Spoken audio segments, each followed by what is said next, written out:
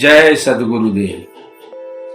आज का वीडियो वृत्ति और मन क्या है और कैसे काम करता है इस विषय पर है।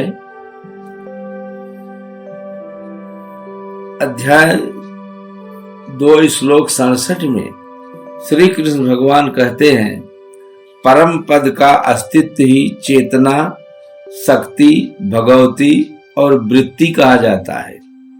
और वही वृत्ति संकल्प विकल्प करे तो मनोवृत्ति अर्थात मन कहा जाता है। निश्चय करे तो बुद्धि, चिंतन करे तो चित्त।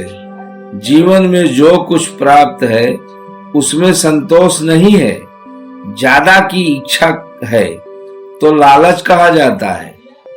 अधिकार बिना पदार्थ की इच्छा और उसका चिंतन किया करे तो वासना या कामना कहा जाता है। और जब खुद के स्वरूप को जानकर स्वरूप में स्थिर होता है तो यही ब्रह्मवृत्ति कही जाती है, जिसे शांति भी कहा जाता है। वृत्ति ही मन रूप होकर शब्द रूपी विषय को भोगने के लिए श्रवण इंद्रिय का उपयोग करता है। स्पर्श विषय को भोगने के लिए त्वगेंद्रिय का उपयोग करता है। और इसी तरह सभी विषयों के इंद्रियों का उपयोग करके विषय का सेवन करता रहता है। मन ही इंद्रियों को क्रिया युक्त करके विषयों का सेवन करवा के खुद भी क्रिया युक्त बना रहता है। मन, वृत्ति, मति जिसे कहते हैं, जब जिस इंद्रिय द्वारा जिस विषय का सेवन करता है उस समय उस इंद्रिय सिवाय सभी इंद्रियां निष्क्रिय रहती हैं।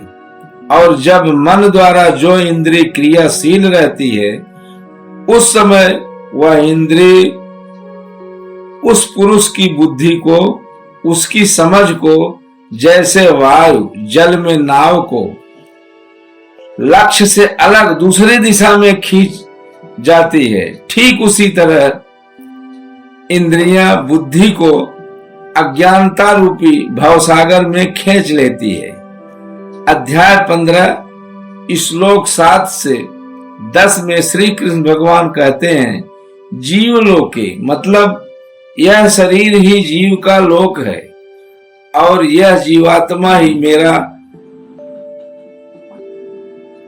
सनातन अंश है। और वही इस त्रिगुणमयी माया में स्थित मन और पांचों इंद्रियों को आकर्षित करता है। और कैसे आकर्षित करता है? जिस प्रकार वायु गंध के स्थान से गंध को ग्रहण करके ले जाती है, ठीक उसी प्रकार से देह का स्वामी जीवात्मा जीव पहले शरीर को त्यागता है। जिस पहले शरीर को त्यागता है उसमें से मन और इंद्रियों के विषय कार्य को समेट करके ग्रहण कर लेता है। फिर जिस शरीर को प्राप्त होता है उसी में साथ ले जाता है, अर्थात वह परमात्म पद में प्रवेश नहीं पाता। इच्छित विषय को भोगने के लिए दूसरे शरीर में प्रवेश करता है और वहां कान, आंख, स्पर्शेंद्रिय, जीभ, नाक, मन धारण करके यह जीव विषय का सेवन करता रहता है और उसको कुछ पता नहीं चलता। शरीर छोड़कर जाते हुए शरीर में स्थित हुए विषय को भोगते हुए अथवा तीनों गुणों से युक्त हुए भी जीवात्मा की विशेषता को मूढ़ अज्ञान बुद्धि वाले नहीं जानते, लेकिन ज्ञान दृष्टि वाला आत्म तत्व को निश्चय रूप से जानता है, क्योंकि सद्गुरु द्वारा ज्ञान दृष्टि को उसने प्राप्त करके निश्चय कर लिया है।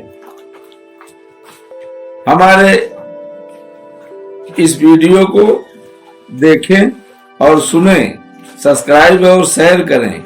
ज्ञान प्राप्ति के लिए कांटेक्ट करें। जय सद्गुरुदेव।